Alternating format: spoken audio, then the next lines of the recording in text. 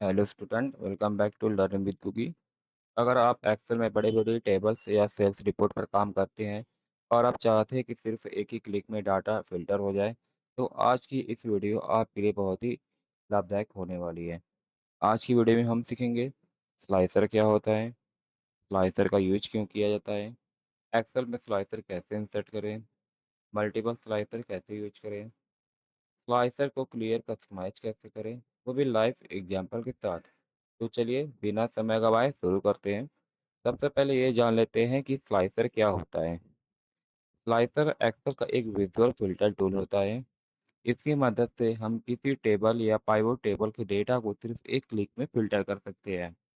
अगर आप normal filter का इस्तेमाल करते हैं तो ड्रॉप डाउन खोलना पड़ता है, मतलब जो ऊपर एरो टाइप का होता है, जो फिल्टर में जो फिल्टर यूज करते हैं उसको बोलते हैं एरो को।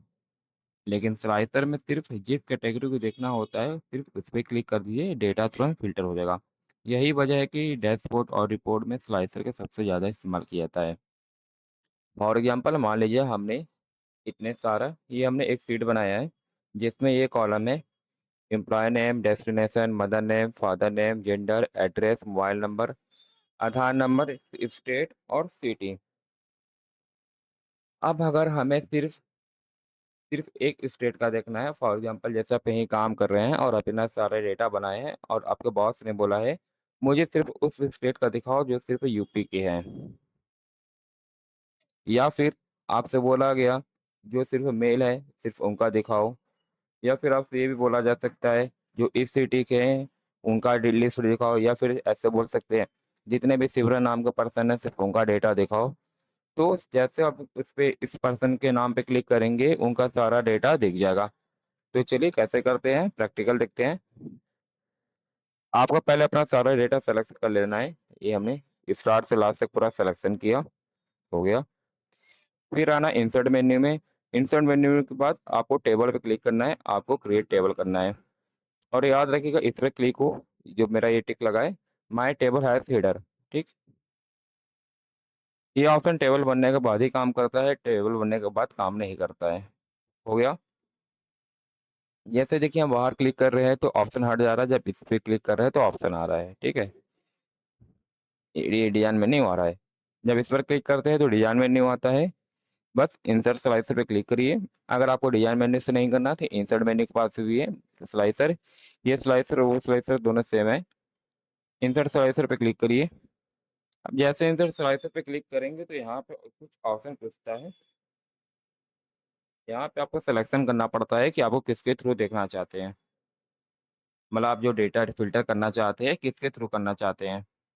Employ name, destination, mother name, father name, gender, address, mobile number, Aadhaar number, किसके थ्रू करना चाहते हैं। फॉर एग्जांपल मान लीजिए मुझे देखना है स्टेट के, हाँ स्टेट के अनुसार। तो बस आप स्टेट पे क्लिक करिए। अगर आप नाम में देखना चाहते हैं तो एम्प्लॉय नेम पे क्लिक कर दीजिए, हम दोनों चेक कर देते हैं, बस ओके कर देना है। जैसे ओके करेंगे ये मेरा स्लाइसर इंसर्ट हो जाएगा। अगर आप थोड़ा सा इसको साइड कर लेते हैं, इसको ऐसे देखने में प्रॉब्लम हो रहा है तो इस पे क्लिक करिएगा, ऑप्शन में आइएगा और यहाँ पे कॉलम को बढ़ा दीजिएगा। ठीक, हमने इसको 3 कॉलम में कर दिया है और साइज थोड़ा बड़ा कर देते हैं ताकि ये आराम से दिख जाए।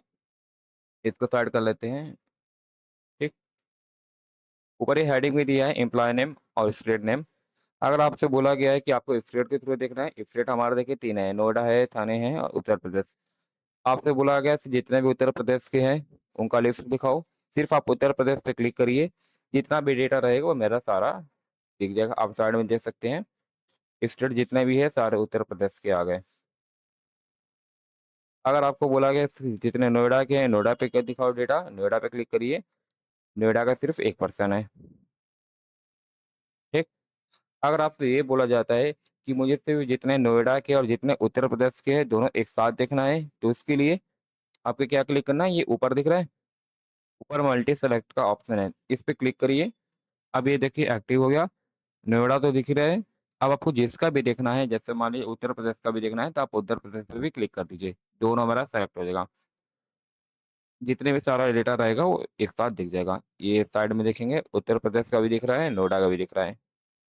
ठीक, इस फ़िल्टर को क्लियर कर देते हैं, कहाँ से करेंगे? यहाँ से।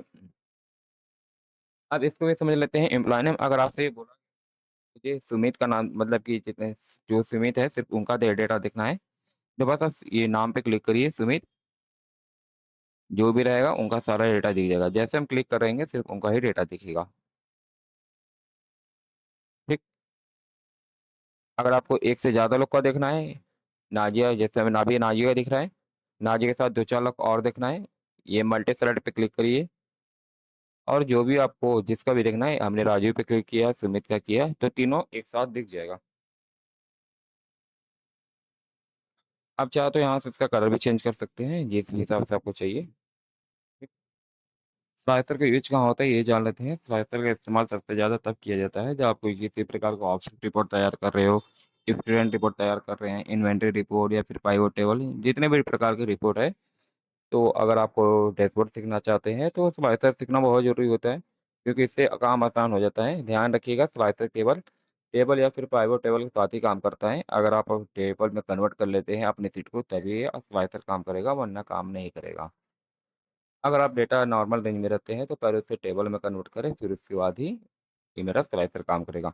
तो स्टूडेंट आज हमने सीखा एक्सेल में स्लाइसर क्या होता है, स्लाइसर क्यों यूज किया जाता है, स्लाइसर इंसर्ट कैसे करते हैं और मल्टीपल सिलेक्शन कैसे करते हैं, फ़िल्टर क्लियर कैसे करते हैं और स्लाइसर कस्टमाइज़ कैसे करते हैं। अगर वीडियो पसंद आई हो तो लाइक करें और दोस्तों के साथ शेयर करना, चैनल को सब्सक्राइब करना बिल्कुल मत भूलिए। मिलते हैं नेक्स्ट वीडियो में, आज के लिए इतना ही।